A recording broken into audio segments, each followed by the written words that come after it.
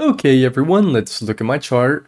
Mavuika is coming out in a few months, and seeing how she is the Archon of War, the higher-ups have decided to make her another main DPS. Any questions? What if she was a subdps so players aren't forced to use xiangling, or even a Bennett replacement without the limit of circle impact? Great idea, I'll be sure to let them know. Wait, no! Fire hazard! Well, RIP that bozo. Hello everyone, this video is a bit different than what I normally do, as it will be me discussing Mavuika's situation and some issues I think she has. This is covering version 1 and 2, with V2 only being wording changes and a C2 buff. Version 3 will likely be the one with major changes, but I guess we'll just have to see. I'd also love to hear your take, so feel free to share your thoughts in the comments. So I'm not here to doom post, but rather want to look at the kit and situation critically, though I'm still gonna complain a little bit, okay?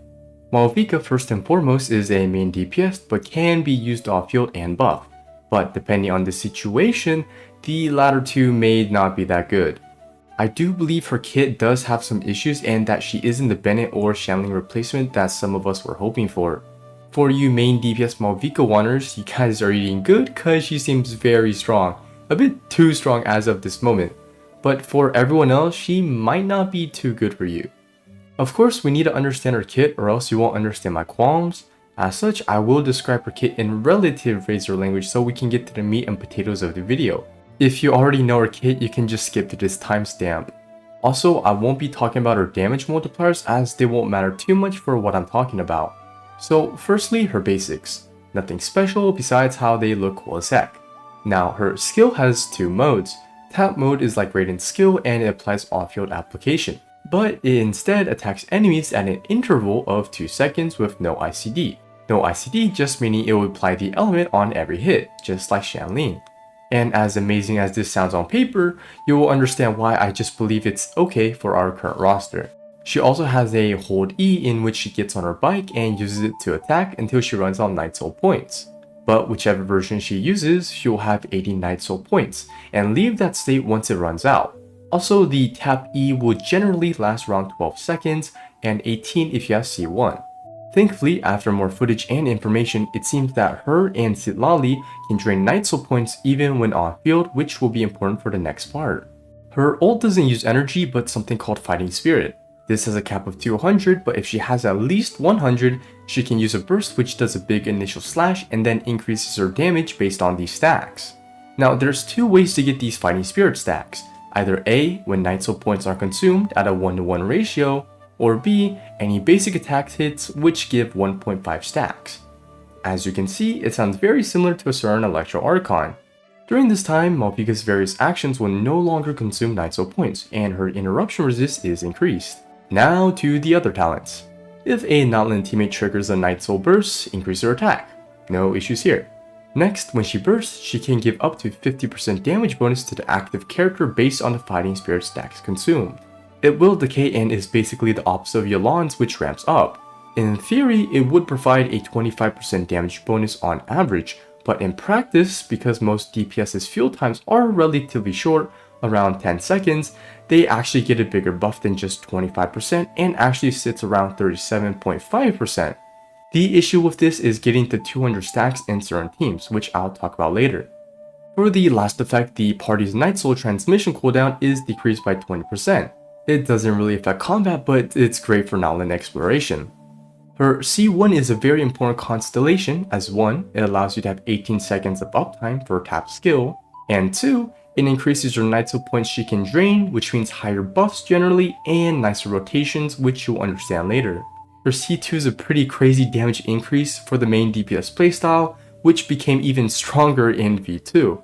Now, after knowing the basics of the kit, let's dive into why I think Mavuika's situation is unfortunate for some, along with some issues. But first, let me give some context. If you've been playing for a while, you probably know about the big three, that being Bennett, xiangling, and Xingqiu. They have stood the test of time, which you'd think would be a good thing, but after a certain point, you just get a bit tired of them. Xiangling's relevance has been so high for the past 4 years that anytime a Pyro DPS is announced, we got the good old xiangling copy pastas. A new polearm user? Well, I can't wait for xiangling to get another weapon. For Bennett, it's Bennett. He'll also likely be a staple in Mavuika teams too, so yeah, circle impact is here to stay. Now, it's actually not too bad for Xingqiu as we've gotten Yelan, his bigger sister, and also Freyna to take his spot in some teams. As much as I love Bennett and xiangling as they have literally carried me for the past few years, it doesn't change the fact that I would love an upgrade or replacement. But unfortunately, we didn't get either, but a Pyro Raiden which has decent application and a iffy buff. As of version 2, she likely doesn't apply enough Pyro for half our current teams, as well as not buffing too well without Nalan teammates. Let's talk about her Pyro application first. No ICD attacks every 2 seconds. Well, how good is it for our current DPSs? Well, looking at my tier list, we first have our Nalan tier with Mualani and Kanich. Because of Mualani's slow application, she shouldn't have issues with Mavuika's skill application. As such, she is no longer tied to Bennett and xiangling and can now go Xilonen, Mavuika, and a flex slot of your choice. Kanich can also comfortably replace xiangling as you don't need too much Pyro application to maintain burning. You can also just give Mavuika the scroll set and call it a day, but unfortunately you aren't free from circle impact as you still want Bennett. Mavuika also seems good in a quick swap comp which Naga should be able to perform good in.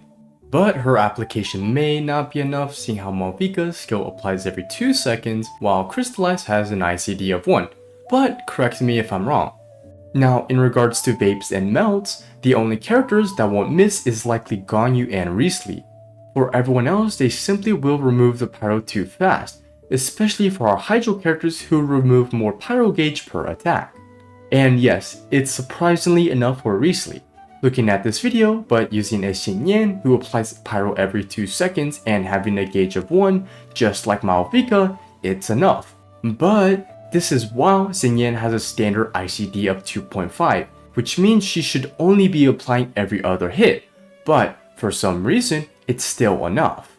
According to the poster, the only caveat for Riesli is that you need Pyro to be applied first, which shouldn't be an issue.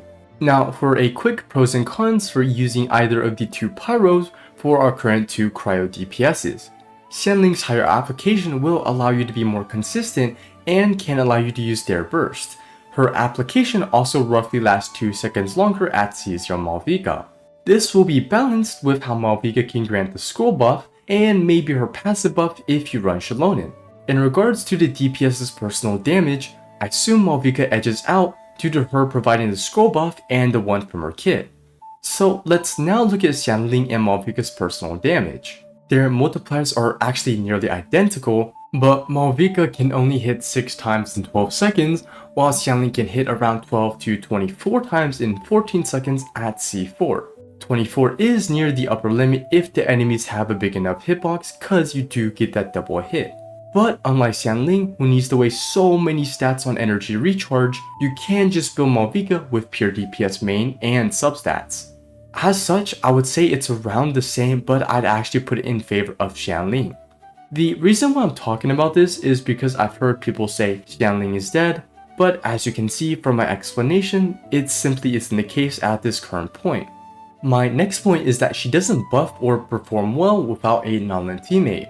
I know this may be a non-factor for many who have Xilonen, are Nalan DPSs, or are planning to get Sitlali, but for many of those who don't want or have Nalan characters, this will be an issue for her support and combat capabilities. And even when she does, it's still iffy for your rotation. Let's start with support and the rotation first. The rotation is a bit weird because you need to Mavuika skill first just like Raiden. Then you switch to your 2 other supports before switching back to Mavuika and her burst, until finally switching to your DPS. This in itself isn't a big issue, but because you need to use Mavuika's burst second last, you will lose out on 2.5 seconds of buffs because of burst animation. Also, on paper, she can likely give your DPS around a 37.5% damage bonus while sitting at 200 stacks during the first 10 seconds. But without Nalan teammates, she is not reaching this or having a clean rotation. Let's imagine a situation with a Nalan character. In a team with Xilonen who could drain 90 Night Soul, combined with 80 from Mavuika, she can get 170 stacks. This means that the buff starts at 42.5% and should average out to 31.87 for the first 10 seconds of a DPS's field time. This is still really good, but again, just remember about the other buffs which may run out. But what if you don't have a non-ling character? Well, you're missing 20 stacks and as such need 14 basics to cover this. For a main DPS Mavuika, if you start with her skill, weave through 3 to 4 basic attacks from allies, and switch back to Mavuika to cover the rest, it's not too bad. But if you're using her as a support, you likely need to start with the skill, weave 2 to 3 basics, switch to your supports and do 4 basic attacks each before going back to Mavuika for the remaining 2 to 3 basics, burst, and then finally your DPS, which in this case was my xiangling.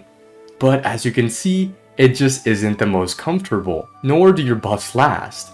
Not to mention, we're barely reaching 100 stacks, so for the first 10 seconds, the average buff is only 18.5%. And honestly, I don't think making rotation a bit weirder will be worth the damage bonus.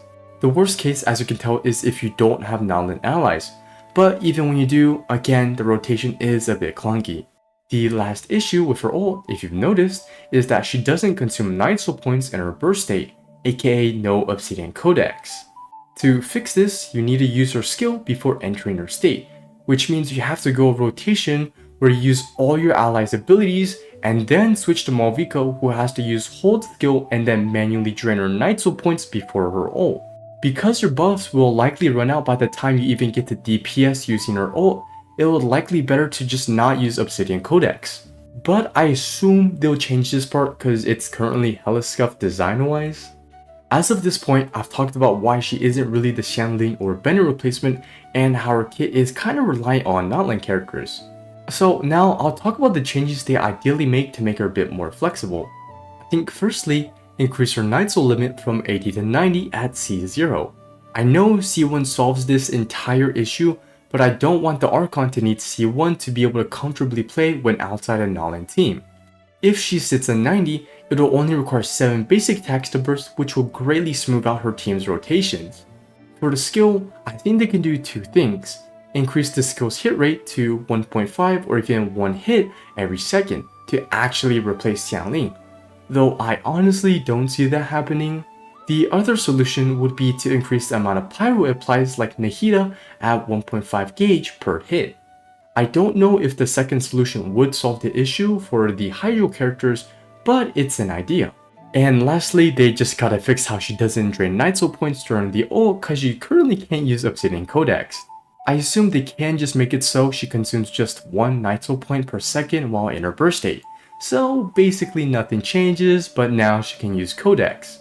Her talents are fine and so are her constellations, which don't need any change in my opinion. Now that we've gotten the kit out the way, I just want to finish the video by talking about Pyro's current predicament due to Mavuika's role.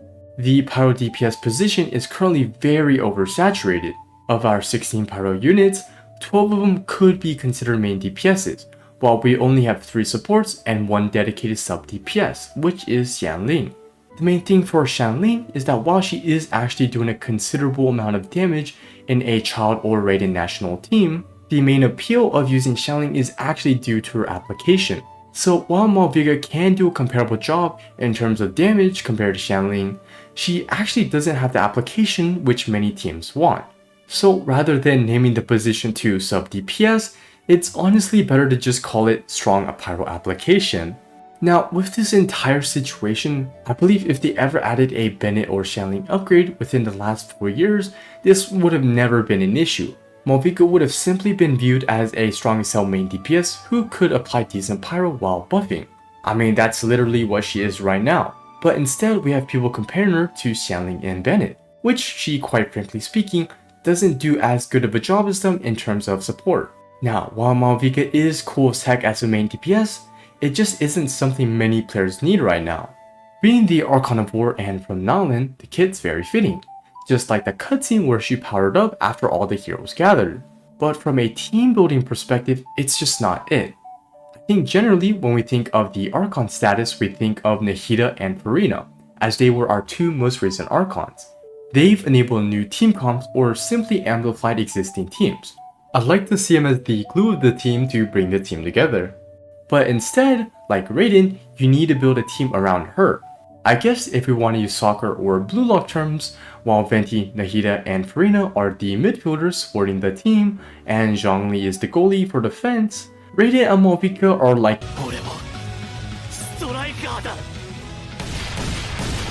in regards to Archon balance, it's actually really good.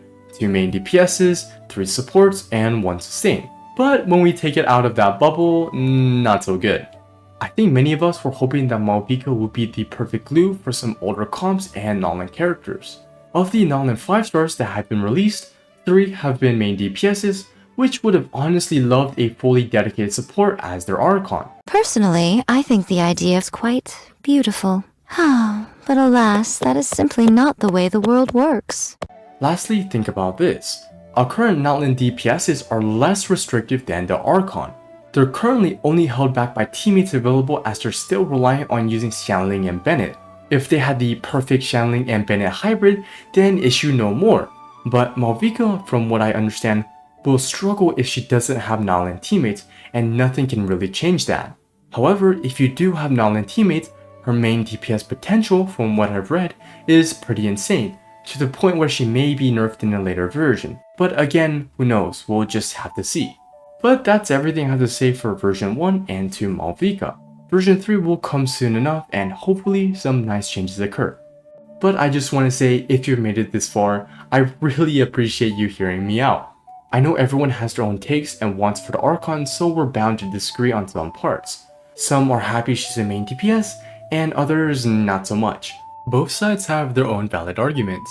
Also, I want to thank you guys so much for 2,000 subscribers. I don't have too much to say besides that I have such awesome viewers who come with an open mind and that are open to discussion. If there's any content y'all want to watch, just let me know and I may do it. I generally play shooters, but my friends got me into League, so I've been playing that recently. But again, thank you guys so much for watching and